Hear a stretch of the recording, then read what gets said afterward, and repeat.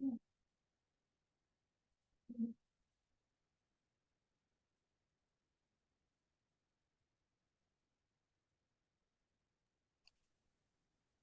evening, everyone. Good evening, madam. Hello, good evening. Evening. Can you all get me? Yes, I'm getting you to my side. I can also get you here. Oh, okay. So before we even start, please, if at all you experience any network problems or maybe you stop getting me, kindly update me so that I am aware and I'll be able to see what will be going on my end. Okay, so as a way of introduction, my name is Miss Mushaike. I will be your tutor for this course, Business Law. Then since we're looking at the number, we're just the three of us in the room. Is it okay if we can introduce each other? Like if you can introduce one another, you just tell me your names. If at all there's anything else that you would want to tell to the group so that we can just know each other. Even if there's a problem, we can still be able to address each other's names to say, oh, okay, can you please mute your mic? Or maybe, yes, do you have a question? I introduce you by names. Is it okay if we can introduce each other's names?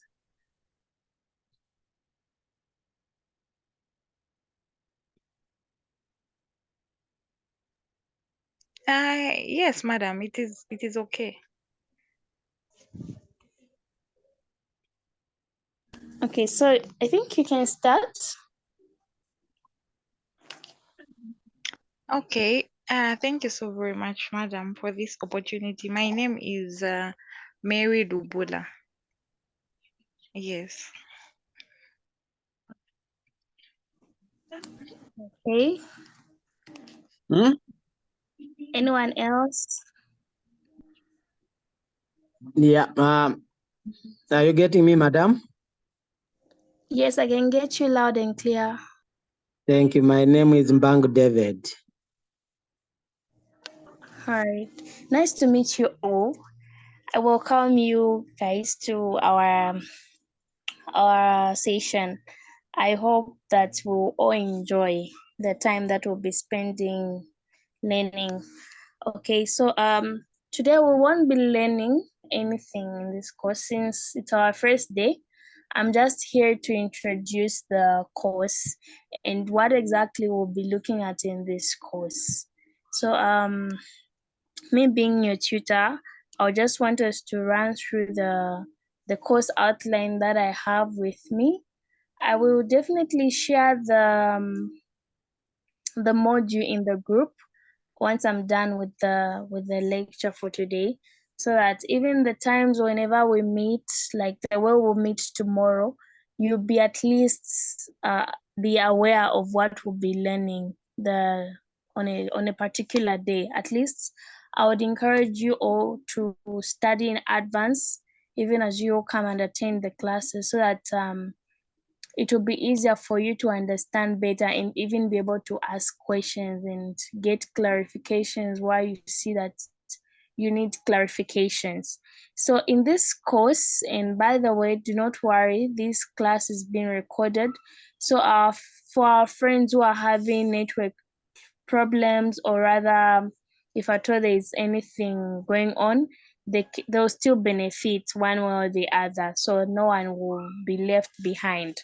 Okay, so in this course, in unit 1, we'll basically look at the Zambian legal system, while we'll also look at the Zambian constitution, we'll look at the parliament, we'll look at the sources of law in Zambia. One of them will also look at the constitution itself, it being the supreme law of the land. Okay, so we're going to explain all those things. We'll look at the legislation. So all of these things are falling under unit 1. We'll look at delegated legislation. We'll come and look at common law and equity, customary law. We'll come and look at the role of case law. We'll look at the need of statutory interpretation. Then we'll also look at the structure of the Zambian courts, the hierarchy of the courts that we have in Zambia, starting from the lower courts, going to the High Court, going to the Court of Appeal, going to the Supreme Court and the Constitutional Court. Though these two, they have the same, they like work at par. Then Unit 2 will look at the law of contract, where we'll focus on the definitions and the essentials of a contract. We'll later on look at offer and acceptance. So we'll also look at, apart from offer and acceptance, we'll look at communication of acceptance. Then from there, we'll look at the knowledge of the offer, termination of an offer.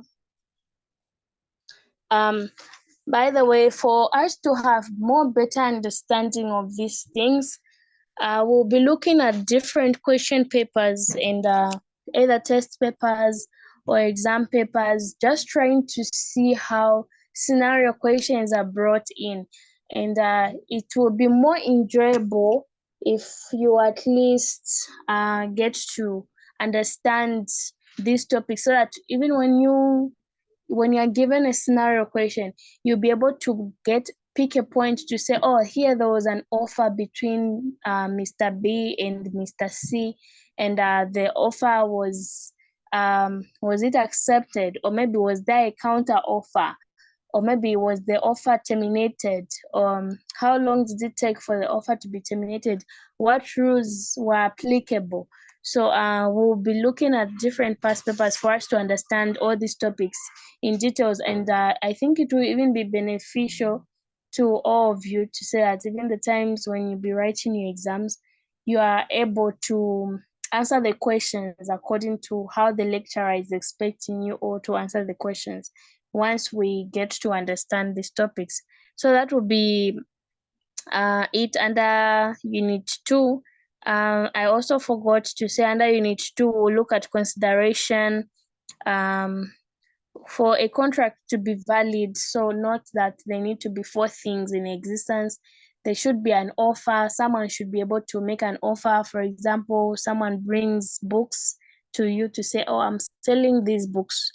Then so meaning that the person who is selling the books is an offeror, and the person who is being sold those books is an offeree. So it's now the duty of an offeree, the person who is being sold those books, to either accept or reject.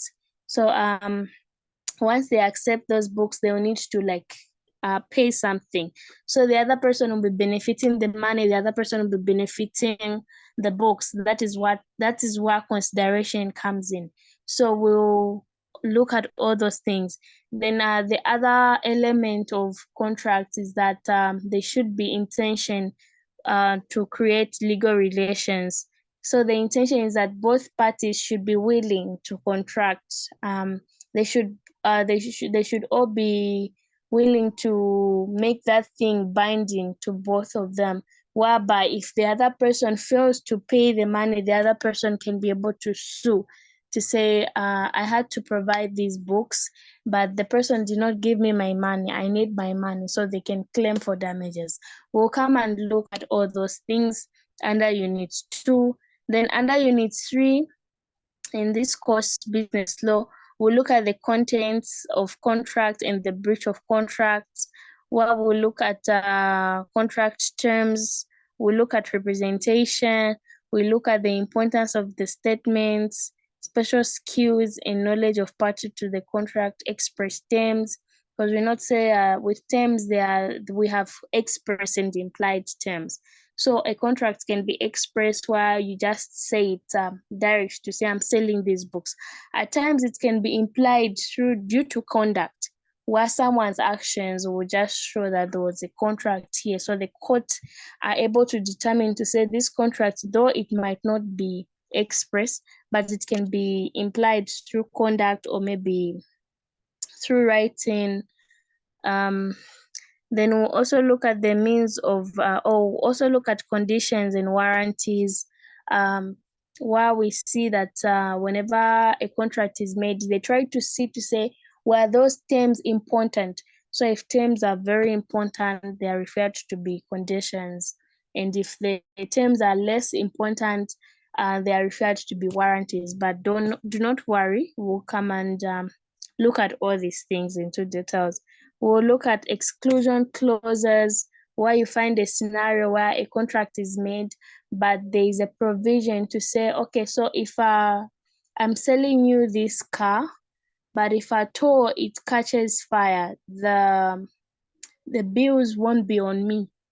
So meaning that there is an exclusion clause where the person selling that good, they are excluding themselves, or maybe they are removing themselves from the burden of incurring any losses, or maybe any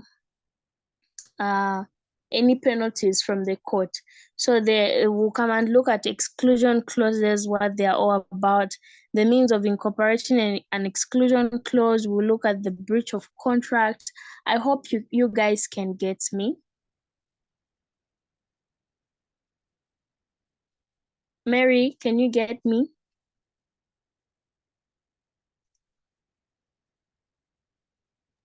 David, can you get me? Yes, madam, you are very clear. Oh, okay. Yeah. All right. So we're just looking. We're not learning per se. I'm just giving you an outline of what this course is all about. So we'll begin looking at all these things starting tomorrow from the first. So apart from Unit 3, which is looking at the contents of the contract, we'll come and look at Unit 4. That's under the contract under the Sale of Goods Act, where we'll look at contract of sale of goods, the conditions and warranties under sale of goods. We'll look at how property is transferred under sale of goods. Then we'll come and also look at the risks and the title. Then under business law, we'll also look at the law of torts, where we look at the types of torts, the liability, the duty of care. We'll come and look at all these things, where we have this famous case of Denayu versus Stevenson. It falls under duty of care. It's a very interesting case.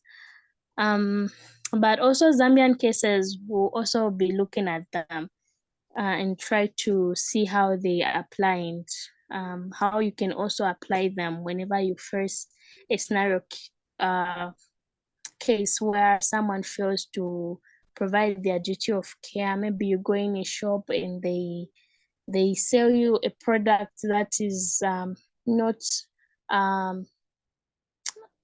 good enough to do the work that it's made for.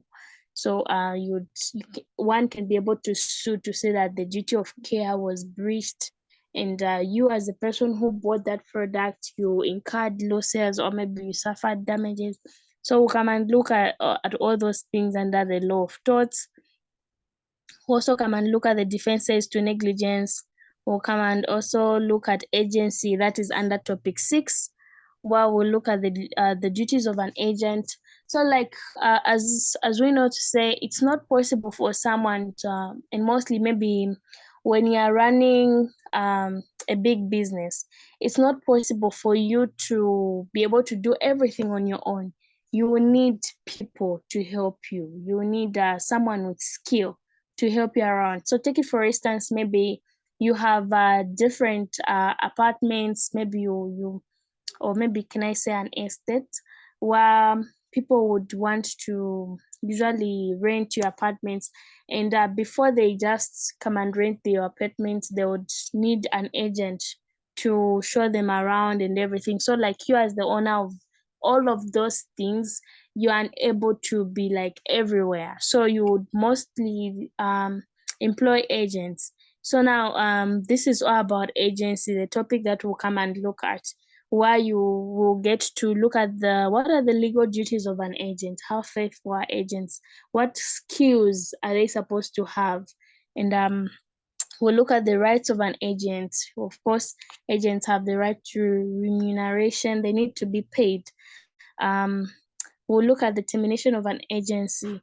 what leads to an agency being terminated. At times it's maybe because due to failure of them doing their job. At times it can be due to death. At times it can be due to lunacy. Maybe the person has incurred an illness. So we'll come and look at all those things. Then apart from that, in Unit 7, we'll look at partnerships, where we'll focus on the Partnership Act of 1890. We'll look at the formation of partnership, the legal relationship between partners, partnership liability, the duties, rights, and responsibilities of partners. We'll also look at the dissolution of partnership. Then Unit 8, which is the last unit, we're going to look at employment law. This will be more easier for you to understand, because once you get to fully understand contract law, it will be easier for you to even understand employment law. So we'll look at what is an employee, and I would encourage you to say, kindly download the Employment Code Act. It has almost everything. It explains well, so you'll be able to understand this topic better once you have the act. So we'll look at the agency workers, relevant factors, why does it matter, employment contracts. We'll look at implied terms, common law duties, statutory duties, varying the terms of an employment contract. So I will definitely share the module in the group, so that we can be working together as a team. Once we have classes, you'll be able to know the topic that we'll be covering on a particular day. Do you guys have any questions?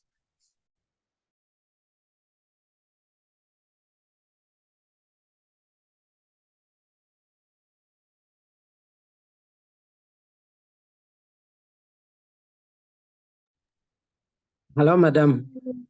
Yes, David. Yes, I've heard that we should download Employment Act.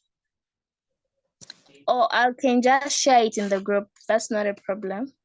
No, okay, that's fine. I wanted to ask you what act number what? You know, this act, there are a number of them. Oh, okay. I will definitely share it in the group. Okay. All right. Is there any other question?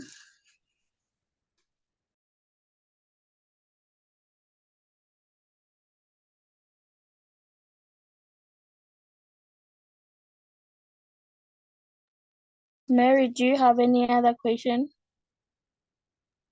No, madam, I just wanted to ask just exactly what David asked, to say Employment Code Act, the one that you said, like, where do we download it? So since you said you provide it, then I'm good. All right. I also wanted to find out if you guys have any suggestions on how you'd want to learn this course better, looking at the fact that very soon you'll be having exams. So it might seem far, but August is near.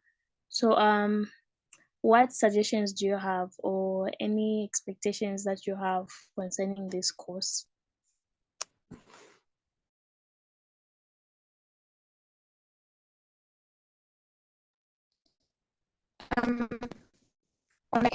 The only question I have is how to answer the questions.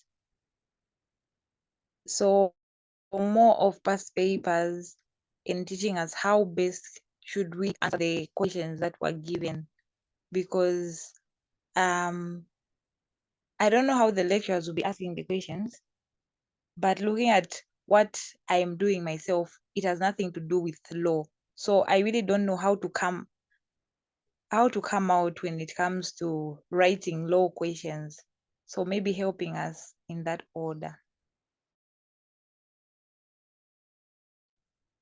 Okay, any other question? Any other suggestions?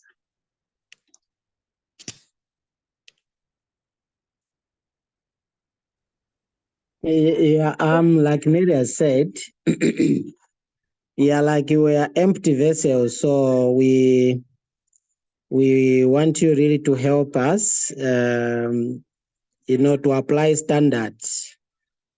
You can do many things, you can put in more efforts, but what comes out here, really bad results. But with the standards, you shape us well. At least how questions comes, more especially also the assignments. Yeah, so that on such a day, we should really be shining in the exam than looking up counting now the trusses of the examination room and the bulbs which are there. So that is dangerous. So we want really on that day when we're answering, we should read as if we are preparing lecture notes. Without, what I mean is without struggling. So otherwise, help us on how to answer the tactics used. At least it will be home and dry. Okay, that's not a problem. I will definitely be doing that. So what we can be doing is once we are done with learning a certain topic, we can look for a past paper and be able to answer a question paper relating to that topic. So that I can also guide you on how to answer scenario Yes, questions, madam. most especially scenario questions. I will have to coach you in the method that we follow. So there is this thing that we call as IRAC, where you need to follow the issues, the rules, the application, and now the conclusion. So I will guide you on how to go about it. I'll just give an example. At times the questions are direct, where they can give you a question to say, what are the elements of a contract? So on that one, it can be easier for you to just explain the 4 elements, where you say a contract should have an offer, it should have acceptance, it should have consideration, and you are busy explaining what offer is, acceptance is, consideration is, and what the intentions to create legal relations is.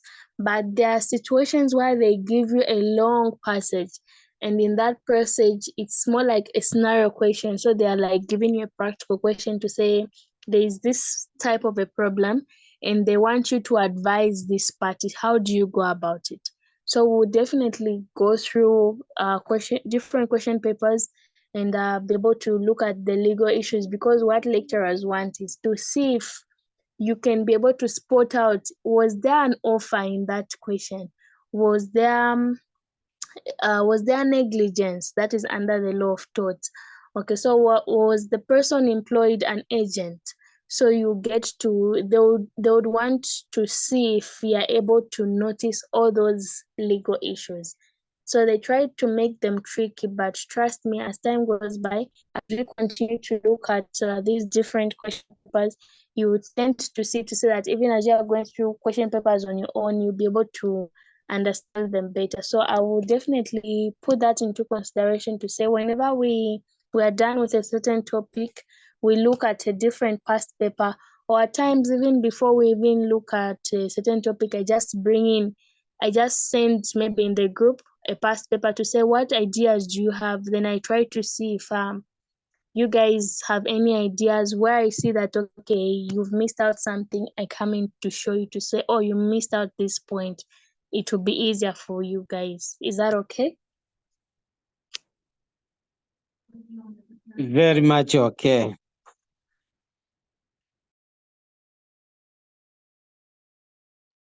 All right, thank you. So that's it for today. We're just introducing the course. We'll definitely start our classes tomorrow. So I urge you all to be joining classes. And please, if you're in touch with your friends, kindly encourage them to join. It will be for their own good. It's better to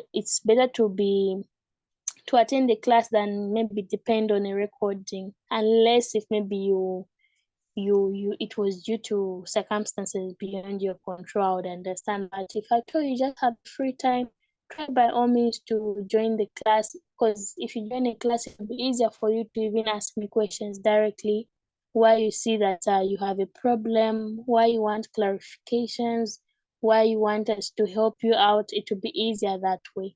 So I would urge you to join classes and ask as many questions as possible so that we can all help each other, and it will be easier for you to answer questions during an exam.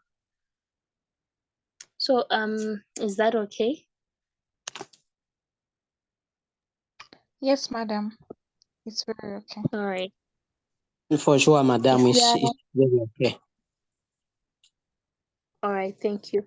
If there aren't any other questions, is it okay if we can stop the recording, since I was recording the class, and end the meeting? Then we'll meet tomorrow. Is that okay? Thank you so Yes, much. madam.